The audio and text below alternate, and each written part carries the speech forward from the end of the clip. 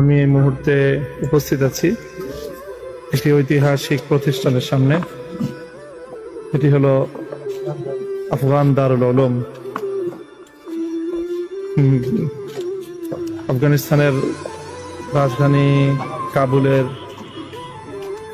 এক প্রান্তে অবস্থিত এই আফগান দারুল উলুম, এটি একটি ঐতিহাসিক প্রতিষ্ঠান।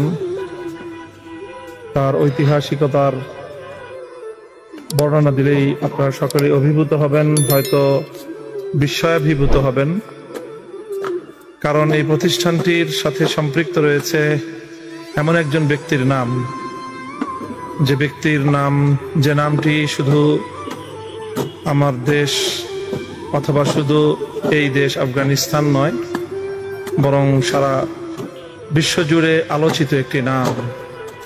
মুসলিম উম্মার জন্য অনন্য এক গৌরবের প্রতীক যিনি, যে নামটিতে জড়িয়ে আছে মুসলিম উম্মার উপর নির্যাতনের এক অবর্ণনীয় দুর্বিষহ স্মৃতি, যে নামের সাথে জড়িয়ে আছে মুসলমানদের বিশ্বাসঘাতক শাসকদের এক বিশ্বাসঘাতকতার নির্মম ইতিহাস, যে নামের সাথে জড়িয়ে আছে বিশ্ব তাগুতি শক্তি পশ্চিমা সাম্রাজ্যবাদী শক্তির নির্মম পৈশাচিক নির্যাতনের উল্লাস। সুপ্রিয় দর্শক, হয়তো আপনারা অধীর আগ্রহ অপেক্ষা করছেন সে নামটি শুনবার জন্য। আমি আপনাদেরকে নামটি বর্ণনার আগে আমি সেই পবিত্র ও পুণ্যাত্মা সেই মহান মানুষটিকে আমি আপনাদের সম্মুখে আমার ক্যামেরায় আমি নিয়ে আসছি। আপনারা লক্ষ্য করুন।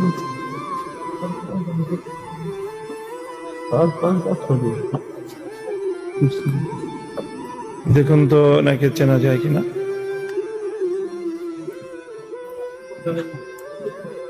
একটি নাম ইমান জাগানিয়া, একটি নাম যে নাম মুসলমানদের অন্তরের মধ্যে, মুমিনের অন্তরে ইমানি স্পন্দন তৈরি করে, যে নাম তাগুতের হৃদয়ে ভীতির তৈরি করে, যে নামের সাথে জড়িয়ে আছে একবিংশ শতাব্দীর মুসলিম উম্মার এক গৌরবোজ্জ্বল ইতিহাস একদিকে, আর একদিকে জড়িয়ে আছে মুসলমানদের এক কলঙ্কজনক অধ্যায়ের বর্ণনা। তিনি হলেন সেই আফগান শার্দুল, মুসলিম উম্মার বীর সেনানী মোল্লা আব্দুস সালাম জাইফ। হ্যাঁ, আপনারা যেটা ধারণা করছেন, তিনি 2001 সালে যখন আফগানিস্তানে পশ্চিমা সাম্রাজ্যবাদী ন্যাটো ও আমেরিকার যৌথ বাহিনীর আক্রমণ পরিচালিত হয় এবং নির্মম নির্যাতনের মাধ্যমে যখন আফগানিস্তানের মাটিকে তামায় পরিণত করার এক পৈশাচিক পরিকল্পনা নিয়ে হামলে পড়ে লক্ষ লক্ষ টন বোমা বর্ষণের মধ্য দিয়ে, সেই সময়ে ইমারাতে ইসলামিয়ার পক্ষ থেকে পার্শ্ববর্তী মুসলিম রাষ্ট্র পাকিস্তানে, যিনি ইমারাতে ইসলামিয়ার পক্ষ থেকে রাষ্ট্রদূত হিসেবে নিয়োজিত ছিলেন এবং তিনি রাষ্ট্রদূত হিসেবে দায়িত্ব পালনরত অবস্থায় যখন ইমারাতে ইসলামিয়ার রাজত্ব এবং তাদের সরকারকে পতন ঘটিয়ে রাষ্ট্র দখল করে নেয় পশ্চিমা আধিপত্যবাদী শক্তি, সেই সময়ে আফগানিস্তানের ইমারাতে ইসলামিয়ার পক্ষ থেকে রাষ্ট্রদূতের দায়িত্ব পালনরত অবস্থায় পাকিস্তান সরকার নির্মমভাবে সকল সভ্যতা, ভদ্রতা এবং কূটনৈতিক ন্যূনতম মর্যাদার প্রতি ভ্রুক্ষেপ না করে মানবতার প্রতি চরম ঘৃণ্য এবং কলঙ্কজনক এক দুর্বিষহ কলঙ্ক তৈরি করে কলঙ্কজনক ইতিহাসের জন্ম দিয়ে এই মোল্লা আব্দুস সালাম জাইফকে তারা তুলে দিয়েছিল আমেরিকার হাতে।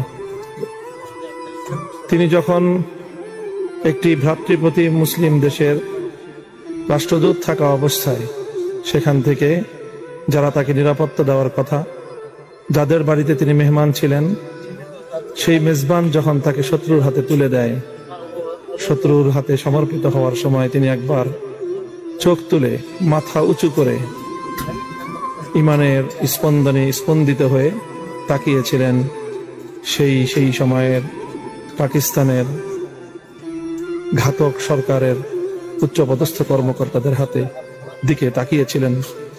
তারা মাথা নত করেছিল। তাদের মাথা নত করার সাথে সাথে মুসলিম উম্মার কপালে সেই কলঙ্কের তিলক লেপ্টে ছিল। আর মোল্লা আব্দুল সালাম জাইফ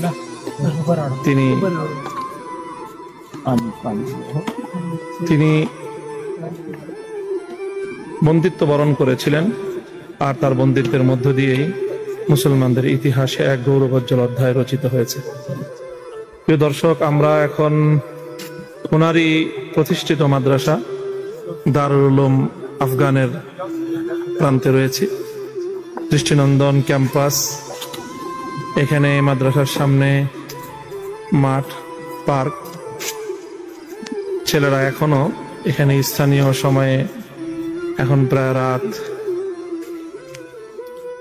প্রায় কটা বাজে, এখন প্রায় রাত সাড়ে 9টা বাজে। এখনো তারা পড়াশোনায় ব্যস্ত রয়েছে। আমি আপনাদেরকে একটু দেখাচ্ছি। দারুল উলুম আফগান দারুল উলুম, এখানে দাওরায়ে হাদিস পর্যন্ত মাদ্রাসা, এবং এই মাদ্রাসার শিক্ষা ব্যবস্থা খুবই চমকপ্রদ, আধুনিক সময়ের জন্য উপযোগী বিভিন্নমুখী শিক্ষা কার্যক্রম এখানে পরিচালিত হচ্ছে। মাদ্রাসাটির বর্তমান মুহতামিমের দায়িত্ব পালন করছেন মোল্লা আব্দুল সালাম জাইফ সাহেবের, যিনি সাহেবজাদা।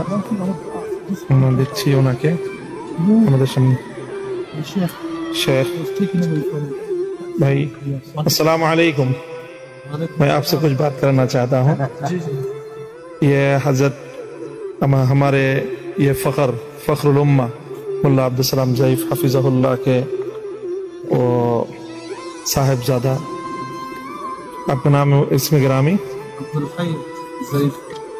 अब्दुल हई ज़ईफ़ हफिज़हुल्लाह, वो यहीं वो दारुल उलूम ज़करिया साउथ अफ्रीका से फरागत हासिल करने वाले हैं और बहुत से तालीम याफ्ता होकर अभी उन्हीं के वालिद के सरकर्दगी में वो इस अजीम इदारे के एहतमाम का जिम्मा संभाल रहे हैं।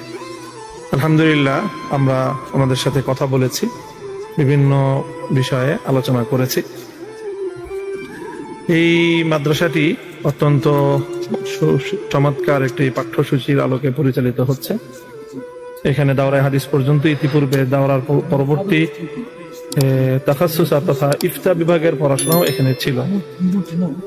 সাম্প্রতিক ইমারতে ইসলামিয়া সরকারের পক্ষ থেকে একটি সিদ্ধান্ত গ্রহণ করা হয়েছে।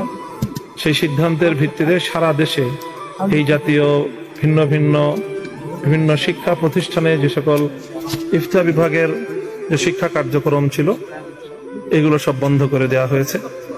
এখন রাষ্ট্রীয়ভাবে প্রতিটি প্রদেশে তাখাসসুস পড়ার জন্য উন্নত মানের তাখাসসুসের প্রতিষ্ঠান গড়ে তোলা হয়েছে।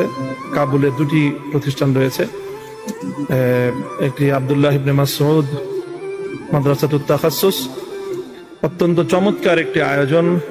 আমরা আমাদের দেশে যে একটি সমস্যা অনুভব করে থাকি, যেই সমস্যাটি হলো যে কোনো জায়গায় মানসম্মত হোক অথবা না হোক, সেসব জায়গাগুলোতেও আমরা দেখে থাকি যে ইফতা বিভাগের নামে, ইফতার নামে নানা রকমের আয়োজন যথেষ্ট বিশৃঙ্খলার জন্ম দেয়, যেগুলো সেই সব বিশৃঙ্খলাগুলোকে এখানে নিয়ন্ত্রণ করার জন্য সাধারণ যে কোনো শিক্ষা প্রতিষ্ঠানে ইফতার যে সকল শাখাগুলো ছিল সেগুলো সব বন্ধ করে দিয়ে এখন রাষ্ট্রের নিয়ন্ত্রণেই উন্নত মানের এই জাতীয় শিক্ষা প্রতিষ্ঠান গড়ে তোলা হয়েছে। এবং সেখানে সারা দেশ থেকে দাওরায়ে হাদিস ফারেক শিক্ষার্থীরা সেখানে গিয়ে তারা ভর্তি পরীক্ষা দেয় এবং তাদের মধ্য থেকে অল্প কিছু বাছাইকৃত শিক্ষার্থীদেরকে নিয়ে 2 বছরের ইফতা, দাওয়া এবং ইরশাদ সহ গুরুত্বপূর্ণ কিছু তাখাসুসের শিক্ষা কার্যক্রম সেখানে পরিচালিত হয় এবং এই শিক্ষার মাধ্যমে তারা মূলত এই মুহূর্তে রাষ্ট্রের জন্য প্রয়োজনীয় জনশক্তি এবং দায়িত্বশীল তৈরি করার প্রতি তারা আত্মনিয়োগ করেছে। আমরা হয়তো সেই দারুল ইফতার শিক্ষা কারিকুলাম এবং সেখানকার সার্বিক পরিবেশ নিয়ে হয়তো আরো একটি আমরা হয়তো এপিসোড অথবা লাইভ বক্তব্য আমরা যদি সম্ভব হয় প্রচার করব বা বক্তব্য সামনে আনবো।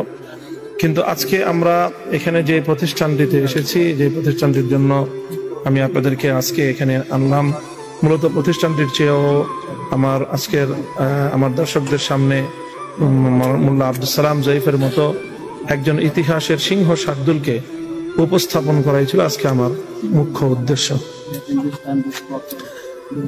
তো তিনি একাধিক ক্রমে তিনি যখন তাকে পাকিস্তান থেকে আমেরিকার ন্যাটো বাহিনী, পাকিস্তান সরকারের গাদ্দার রাষ্ট্র সরকার হুকুমতের কাছ থেকে যখন তাকে নিয়ে যাওয়া হয়, তাকে তুলে দেওয়া হয় শত্রুর হাতে, তো তাকে সেখান থেকে গ্রেফতার করে নিয়ে যায় এবং ইতিহাসের বর্বরতম ঘৃণ্য নিকৃষ্টতম জেলখানা গুয়ান্তানামো কারাগারে তিনি 4 বছর বন্দী ছিলেন। 4 বছর পর তিনি সেখান থেকে মুক্তি লাভ করেন এবং মুক্তি পাওয়ার পরই তিনি এখান থেকে এসে এই কাবুলে শিক্ষা বিষয়ক কার্যক্রমে তিনি আত্মনিয়োগ করেন। তিনি এই আফগান দারুল উলুম প্রতিষ্ঠা করেন। সেই সাথে একই সাথে তিনি 4টি স্কুল পরিচালনা করছেন, যে স্কুলগুলোতে দ্বীনি শিক্ষার পাশাপাশি সমসাময়িক গুরুত্বপূর্ণ শিক্ষা কার্যক্রম পরিচালিত হচ্ছে। সেই সাথে তার নেতৃত্বে একটি ইউনিভার্সিটি পরিচালিত হচ্ছে, একটি ইউনিভার্সিটিও তিনি প্রতিষ্ঠা করেছেন এবং সেই ইউনিভার্সিটি থেকে ইতিমধ্যে 4টি অনুষদে বিভিন্ন বিষয়ে শিক্ষা প্রদান করা হচ্ছে এবং সেই ইউনিভার্সিটি নিয়েও তার বড় ধরনের পরিকল্পনা রয়েছে। এর পাশাপাশি তিনি আরেকটি গুরুত্বপূর্ণ কার্যক্রম পরিচালনা করছেন, সেটি হলো এই দারুল উলুম আফগান কেন্দ্রিক ওনারা একটি রেডিও স্টেশন পরিচালনা করে থাকেন। সেই রেডিও স্টেশন থেকে নানামুখী ধর্মীয় এবং সামাজিক অনুষ্ঠানাদি পরিচালিত হয়, প্রচার হয়। বহুমুখী শিক্ষা কার্যক্রমের এক বিশাল আয়োজন নিয়ে কাবুলের এই প্রান্তরে দারুল উলুম আফগান প্রতিষ্ঠিত হয়েছে। এই দারুল উলুম আফগানে আজকে আমরা আমাদের এই সফরের গুরুত্বপূর্ণ কর্মসূচির অংশ হিসেবে আমরা এখানে এসেছি। আমাদের সাথীরা, আমাদের বাংলাদেশের স্বনামধন্য এবং আমাদের মুরব্বী ওলামায়ে কেরাম, মধুপুরের পীর সাহেব আব্দুল হামিদ পীর সাহেব মধুপুর, হযরত মাওলানা শেখুল হাদিস আব্দুল হক হাফিজাহুল্লাহ, হযরত মাওলানা আব্দুল আউয়াল সাহেব, হযরত মাওলানা মুনির হোসেন কাসেমি এবং মুফতি হযরত মাওলানা মাহবুবুল্লাহ কাসেমি, মুফতি হিদায়াতুল্লাহ এবং সেই সাথে আমি বান্দা মামুনুল হক আমরা আছি। আমাদেরকে সকলকে নিয়ে মোল্লা আব্দুল সালাম জয়ীফ সাহেব তিনি তার মাদ্রাসার এই আঙ্গিনায় উন্মুক্ত প্রান্তরে আমাদের জন্য হালকা চা নাস্তার ব্যবস্থা করেছেন, সেখানে সকলে অংশগ্রহণ করেছেন। আমরা বেশ অনেক আগেই এসেছি, এসে দীর্ঘ আলোচনা আমাদের সাথে হয়েছে। সেই আলোচনার পরে আমরা এখানে রাতের আতিথেয়তা গ্রহণ করেছি এবং সেই আতিথেয়তা গ্রহণ করার পরে আমরা সালাতুল ইশা আদায় করেছি। এই বিশাল সুবিশাল মসজিদ, সেই মসজিদে আমরা ইশার নামাজ আদায় করে এখন আমরা এই মাদ্রাসার চত্বরে বসে আমরা চা নাস্তা করছি। এরপরেই হয়তো ইনশাল্লাহ আমরা কিছুক্ষণের মধ্যে এখান থেকে বিদায় নেব। তো আজকে আমরা আমাদের এই সফরের গুরুত্বপূর্ণ আরো কিছু কার্যক্রম পরিচালনা করেছি আলহামদুলিল্লাহ। আজকের দিনের বেলায় ইমারাতে ইসলামিয়ার যে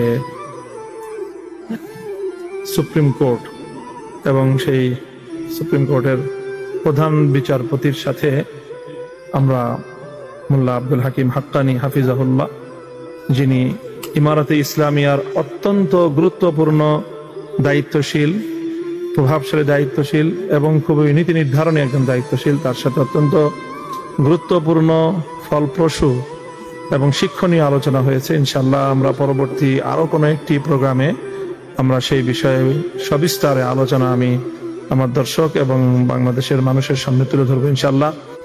আমাদের জন্য একটি যুদ্ধ বিধ্বস্ত দীর্ঘ শাহাদাত এবং রক্তের নজরানার মাধ্যমে গঠিত এই নতুন কোরআন সুন্নাহর শাসন ব্যবস্থা, এই অনিন্দ সুন্দর এই ফুলের বাগান ইমারতে ইসলামিয়ার যাবতীয় আয়োজন থেকে আমাদের জন্য শিক্ষণীয় অনেক কিছুই রয়েছে।